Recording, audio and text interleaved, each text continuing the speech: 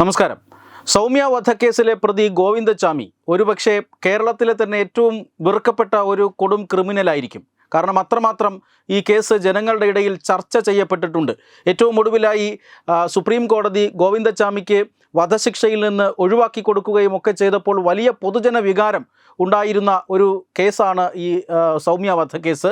ആ കേസിലെ പ്രതി ഗോവിന്ദച്ചാമി ഇന്ന് രാവിലെ കണ്ണൂർ സെൻട്രൽ ജയിലിൽ നിന്നും ചാടിപ്പോയ വാർത്ത അത് സത്യത്തിൽ കേരളം ഒട്ടാകെയുള്ള ജനങ്ങളെ വലിയ രീതിയിൽ ഞെട്ടിച്ച ഒരു വാർത്തയായിരുന്നു. വലിയ രീതിയിൽ ജനം ആശങ്കയിലുണ്ടായിരുന്ന മണിക്കൂറുകളാണ് കടന്നുപോയത്. ഏറ്റവും ഒടുവിലായി ഗോവിന്ദച്ചാമി കണ്ണൂരിലെ ഒരു ആളൊഴിഞ്ഞ വീട്ടിലെ കിണറ്റിൽ നിന്നും പിടിയിലാവുകയായിരുന്നു. പോലീസ് ഉദ്യോഗസ്ഥർ അവരെ ഈ ഗോവിന്ദച്ചാമിയെ പിടിച്ചുകൊണ്ടു പോകുന്നതടക്കമുള്ള ദൃശ്യങ്ങൾ ഇപ്പോൾ നമ്മൾ വാർത്താമാധ്യമങ്ങളിൽ കാണുന്നുണ്ട്. മണിക്കൂറുകൾ കൊണ്ടാണ് പോലീസ് ഉദ്യോഗസ്ഥർ ഇവരെ ഈ ഗോവിന്ദച്ചാമിയെ പിടികൂടിയത്. അതിൽ നാട്ടുകാർ ഇയാളെ തിരിച്ചറിഞ്ഞു എന്നുള്ളതാണ് ഏറ്റവും പ്രധാനപ്പെട്ട കാര്യം. നാട്ടുകാർ ഗോവിന്ദച്ചാമിയെ തിരിച്ചറിയുന്നു, അതിനുശേഷം പോലീസിന് വിവരമറിയിക്കുന്നു. അങ്ങനെ പോലീസ് ഗോവിന്ദച്ചാമിക്ക് പിന്നാലെ പോകുന്നു. ഗോവിന്ദച്ചാമി പിടിയിലാകുന്നു. ഇങ്ങനെയാണ് ഇന്ന് രാവിലെ നടന്നത്. പക്ഷേ ഗോവിന്ദച്ചാമിക്ക് പുറത്ത് വലിയ സഹായമൊന്നും കിട്ടിയില്ല എങ്കിലും ജയിലിനകത്ത് വലിയ സഹായം, വഴിവിട്ട സഹായം, നിയമവിരുദ്ധമായ ആശങ്കയുണ്ടാക്കുന്ന സഹായം കിട്ടിയിട്ടുണ്ട് എന്ന കാര്യത്തിൽ ഉറപ്പാണ്. അല്പസമയം മുമ്പ് ജയിൽ മേധാവി തന്നെ ഇക്കാര്യം പറഞ്ഞിട്ടുണ്ട്. അതായത് ഗുരുതരമായ സുരക്ഷാ വീഴ്ച ഉണ്ടായിട്ടുണ്ട്, ഇക്കാര്യത്തിൽ കർശനമായ നടപടികൾ ഉണ്ടാകും എന്നൊക്കെ അദ്ദേഹം പറയുന്നുണ്ട്. പക്ഷേ കണ്ണൂർ ജയിലിനെ സംബന്ധിച്ചിടത്തോളം, പ്രത്യേകിച്ചും അവിടുത്തെ 10ാം ബ്ലോക്കിനെ സംബന്ധിച്ചിടത്തോളം വലിയ കുപ്രസിദ്ധിയുള്ള ഒരു ജയിലും ബ്ലോക്കുമാണത്.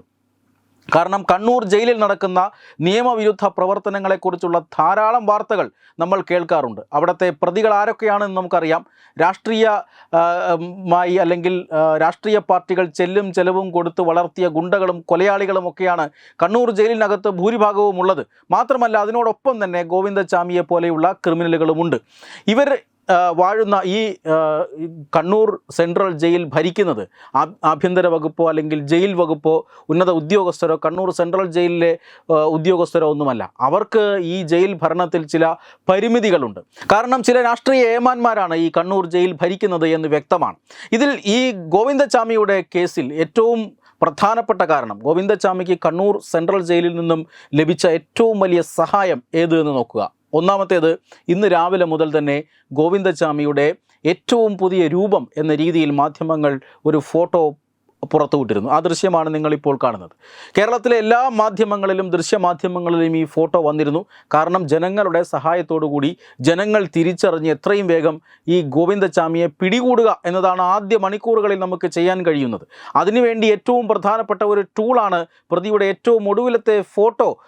കാരണം കഴിഞ്ഞ കുറേ നാളുകളായി, കുറേ വർഷങ്ങളായി ജനങ്ങൾ ഗോവിന്ദച്ചാമിയെ കണ്ടിട്ട് പഴയ രൂപം മാത്രമേ ജനങ്ങളുടെ മനസ്സിലുള്ളൂ. അതുകൊണ്ട് തന്നെ ഇപ്പോഴുള്ള രൂപത്തിൽ അയാളെ കണ്ടാൽ ഒരുപക്ഷെ ജനങ്ങൾ തിരിച്ചറിയില്ലായിരിക്കാം. അതിനു വേണ്ടിയിട്ടാണ് ഇങ്ങനെ ഒരു ചിത്രം പുറത്തുവിടുന്നത്. പക്ഷേ മണിക്കൂറുകൾക്ക് ശേഷം ഗോവിന്ദച്ചാമി ആ കിണറ്റിൽ നിന്നും പൊക്കിയെടുക്കുന്ന ദൃശ്യം നിങ്ങൾ നോക്കുക. ഈ ദൃശ്യത്തിൽ കൃത്യമായി തന്നെ രണ്ട് ഫോട്ടോകളും തമ്മിലുള്ള വ്യത്യാസം നമുക്കറിയാൻ സാധിക്കും. ആദ്യം പുറത്തുവിട്ട ചിത്രം എന്നത് മുടിയൊക്കെ പറ്റ വെട്ടി വലിയ രോമവളർച്ചയൊന്നുമില്ലാത്ത ഒരു ഗോവിന്ദച്ചാമിയുടെ ചിത്രമാണ് പുറത്തുവിട്ടതെങ്കിൽ കിണറ്റിൽ നിന്നും പൊക്കിയെടുത്തത് തലമുടിയും താടിയും മീശയുമെല്ലാം വലിയ രീതിയിൽ വളർത്തിയിട്ടുള്ള ഒരു ഗോവിന്ദച്ചാമിയാണ് നമ്മൾ കണ്ടുകിട്ടിയത്. അതായത് ഇയാളുടെ ഏറ്റവും ഒടുവിലത്തെ ചിത്രം പോലും ജയിൽ വകുപ്പ് പുറത്തുവിട്ടില്ല. ജയിൽ വകുപ്പ് രാവിലെ 1:30 അല്ലെങ്കിൽ 1:15 അവിടെ നിന്നും ചാടിയ ഗോവിന്ദച്ചാമി, ആ ഗോവിന്ദച്ചാമി ജയിൽ ചാടിയെന്ന് അറിയുന്നത് തന്നെ 5:15 5:15 വരെ ഇതിലുൾപ്പെട്ട ആളുകൾക്ക് ഇത് മറച്ചു വയ്ക്കാൻ സാധിച്ചു എന്നുള്ളതാണ്. മാത്രമല്ല വീണ്ടും ജയിൽ അധികൃതർ അറിഞ്ഞിട്ടും പോലീസിനെ അറിയിക്കാൻ 2 മണിക്കൂർ വീണ്ടും എടുത്തു. അതായത് പുറത്തിറങ്ങിയാൽ ഗോവിന്ദച്ചാമിക്ക് രക്ഷപ്പെടാനുള്ള ഗോൾഡൻ അവേഴ്സ് സമ്മാനിക്കണം, അല്ലെങ്കിൽ ഗോവിന്ദച്ചാമിക്ക് പരമാവധി മണിക്കൂറുകൾ നൽകണം എന്ന് ഈ ജയിലിനകത്തുള്ള ഗോവിന്ദച്ചാമിക്ക് വേണ്ടി പ്രവർത്തിച്ച ആളുകൾക്ക് ഉറപ്പുണ്ടായിരുന്നു. അത്രയധികം പരമാവധി സമയം അവർ കൊടുത്തു.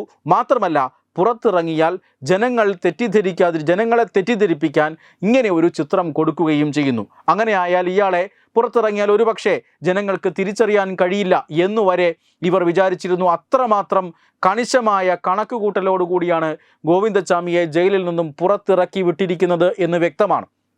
ഇയാൾ ജയിൽ ചാടാൻ ഉപയോഗിച്ച ആ മതിൽ ചാടാൻ ഉപയോഗിച്ച തുണിക്കഷ്ണമല്ല, വലിയ രീതിയിലുള്ള ഉറപ്പുള്ള നല്ല നീളമുള്ള ഒരു ബെഡ്ഷീറ്റാണ്. ജയിലിലെ അന്തേവാസികൾക്ക് ഒരിക്കലും ലഭിക്കാത്ത ഒരു പുതപ്പാണ് ഇയാൾക്ക് കിട്ടിയിരിക്കുന്നത്. അതുപയോഗിച്ചാണ് ഇയാൾ പുറത്തേക്ക് കടന്നിരിക്കുന്നത്. അതായത് ഗോവിന്ദച്ചാമിക്ക് കയ്യിൽ ആവശ്യത്തിന് പണമുണ്ടായിരുന്നു. ആ പണം ഉപയോഗിച്ച് ജയിൽ അധികൃതരെ ചിലരെ വിലക്കി വാങ്ങി എന്ന് തന്നെ പറയേണ്ടിയിരിക്കുന്നു. അവർ അങ്ങേയറ്റം ഏറ്റവും പരമാവധി അവർ ഗോവിന്ദച്ചാമിയെ കേരളത്തിൽ നിന്നും നാട് കടത്തിവിടാനുള്ള എല്ലാ ശ്രമങ്ങളും ജയിലിനകത്ത് നടത്തി എന്നുള്ളതിൻ്റെ തെളിവാണ് ഈ ചിത്രം. മാധ്യമങ്ങൾക്ക് നൽകേണ്ടത് ഗോവിന്ദച്ചാമിയുടെ ഏറ്റവും ഒടുവിലത്തെ ചിത്രമായിരുന്നു. ഗോവിന്ദച്ചാമിയുടെ ആ ഒടുവിലത്തെ ചിത്രം പുറത്തുവിടാതെ മറ്റൊരു രൂപത്തിലുള്ള ചിത്രം മാധ്യമങ്ങൾക്ക് കൊടുക്കുന്നു. അങ്ങനെ അത് പ്രചരിപ്പിക്കപ്പെടുന്നു. പക്ഷേ നാട്ടുകാർ അയാളെ തിരിച്ചറിഞ്ഞു. അതിൻ്റെ ഏറ്റവും പ്രധാനപ്പെട്ട കാരണം അയാൾ ഒറ്റക്കയ്യനാണ് എന്നുള്ളതാണ്. ഈ വാർത്ത കണ്ടയുടൻ തന്നെ ഒറ്റക്കൈയുള്ള ആളുകളെ ജനങ്ങൾ ശ്രദ്ധിച്ചു. മാത്രമല്ല, ഇത് ഒറ്റക്കൈയാണ് എന്ന് അറിയാതിരിക്കാനായി ഗോവിന്ദച്ചാമി ഒരു തലയിലൊരു ഭാണ്ഡക്കെട്ട് പിടിച്ചിരിക്കുന്നത് പോലെ ഒരു കൈ തലയിലോട് ചേർത്ത് കെട്ടിവച്ചിരുന്നു എന്ന് നാട്ടുകാർ കണ്ടെത്തി. ഇതെല്ലാം ഒരുപക്ഷെ ഗോവിന്ദച്ചാമിക്ക് ജയിലിൽ നിന്ന് കിട്ടിയ ഉപദേശം അനുസരിച്ച് ചെയ്തതായിരിക്കാം. ഇതാണ് കണ്ണൂർ സെൻട്രൽ ജയിലിലെ സുരക്ഷ. അതീവ സുരക്ഷാ ജയിൽ എന്ന് നമ്മൾ വിളിക്കുന്ന സെൻട്രൽ ജയിലിലെ സുരക്ഷ ഇതാണ്. അവിടെ പണം കൊടുത്താൽ എന്തും കിട്ടും, എന്ത് സൗകര്യവും കിട്ടും, ആർക്ക് വേണമെങ്കിലും ജയിൽ ചാടാം. പക്ഷേ പണം കൊടുക്കണമെന്ന് മാത്രം. ആ പണം ഗോവിന്ദച്ചാമിക്ക് ഉണ്ടായി. അതുകൊണ്ട് അയാൾ രക്ഷപ്പെടാൻ ശ്രമിച്ചു. ഗോവിന്ദച്ചാമി ഈ കേസിൽ രക്ഷപ്പെടാനായി ഉപയോഗിച്ചത് അവിടെ മറ്റ് ചില രാഷ്ട്രീയ തടവുകാർക്ക് ലഭ്യമായി കൊണ്ടിരിക്കുന്ന ചില സൗകര്യങ്ങളാണ് എന്ന് വ്യക്തമാണ്. കണ്ണൂർ സെൻട്രൽ ജയിൽ നിയമപരമായും അല്ലാതെയും ഭരിക്കുന്നത് ആരൊക്കെയാണോ അവരെയെല്ലാം അവിടെ നിന്ന് മാറ്റാതെ ഇത്തരം കേസുകൾ ആവർത്തിക്കില്ല എന്ന് പറയാൻ നമുക്ക് കഴിയില്ല. Web desk Tatwamayi news. ഭാരതത്തിലെ അതിപ്രശസ്തമായ ക്ഷേത്രങ്ങളിലേക്ക് മലയാളം ന്യൂസ് നെറ്റ്വർക്ക് സംഘടിപ്പിക്കുന്ന ആധ്യാത്മിക യാത്രകൾ. പ്രമുഖ ട്രാവൽ ഏജൻസിയായ യാത്രാനന്ദയുമായി ചേർന്ന് മലയാളം ന്യൂസ് നെറ്റ്വർക്ക് ഒരുക്കുന്ന യാത്രയിൽ ചുരുങ്ങിയ നിരക്കിൽ നിങ്ങൾക്കും പങ്കാളികളാകാം. ഭാരതത്തിലെ പ്രമുഖ ശക്തിപീഠമായ അസമിലെ കാമാഖ്യ ക്ഷേത്രത്തിലേക്കാണ് ആദ്യ യാത്ര. കാമരൂപമെന്ന് കാളിദാസനും പ്രാഗ്ജ്യോതിഷപുരമെന്ന് വ്യാസനും വിളിച്ച അതിമനോഹരമായ സംസ്ഥാനമാണ് അസം. സമമായി മറ്റൊന്നില്ല എന്നാണ് അസമിന്റെ അർത്ഥം. ബ്രഹ്മപുത്ര നദിയും ഹിമാലയവും ദൃശ്യചാരുത കൊണ്ട് അനുഗ്രഹിച്ച അസമിലെ കാമാഖ്യ ഇന്ത്യയിലെ തന്നെ ഏറ്റവും പ്രധാനപ്പെട്ട കാളി ക്ഷേത്രങ്ങളിലൊന്നാണ്. കാമാഖ്യ ക്ഷേത്ര സന്ദർശനത്തിന് ശേഷം കിഴക്കിന്റെ സ്വിറ്റ്സർലാൻഡ് എന്നറിയപ്പെടുന്ന മേഘാലയയിലെ ഷില്ലോങ് നഗരവും ചിറാപുഞ്ചിയും അതിമനോഹരമായ മഴക്കാടുകളും ഹിമാലയൻ കാറ്റ് ചൂളം വിളിക്കുന്ന താഴ്വരകളും മേഘങ്ങളെ ഉമ്മവയ്ക്കുന്ന ചെറുകുന്നുകളും കണ്ണാടി പോലെ ജലമൊഴുകുന്ന ഉമയാങ് നദിയും സന്ദർശിക്കുന്നു. ജീവിതത്തിൽ ഒരിക്കലെങ്കിലും കണ്ടിരിക്കേണ്ട ഈ അത്ഭുത ലോകത്തിലേക്ക് നിങ്ങളെ സ്വാഗതം ചെയ്യുന്നു. വിമാന ടിക്കറ്റും ചിലവുകളും ഉൾപ്പെടെ 65,000 രൂപ ചിലവ് വരുന്ന ഈ പാക്കേജ് 59,000 രൂപയ്ക്ക് മലയാളം ന്യൂസ് നെറ്റ്വർക്ക് നിങ്ങൾക്ക് ലഭ്യമാക്കുന്നു. ആദ്യം ബുക്ക് ചെയ്യുന്ന 5 പേർക്ക് 56,000 രൂപയ്ക്ക് ഏർലി ബേർഡ് ഓഫറും ലഭ്യമാണ്. കൂടുതൽ വിവരങ്ങൾക്ക് ഇനി പറയുന്ന നമ്പറിൽ ബന്ധപ്പെടുക. 8089001200 അല്ലെങ്കിൽ 7736549234.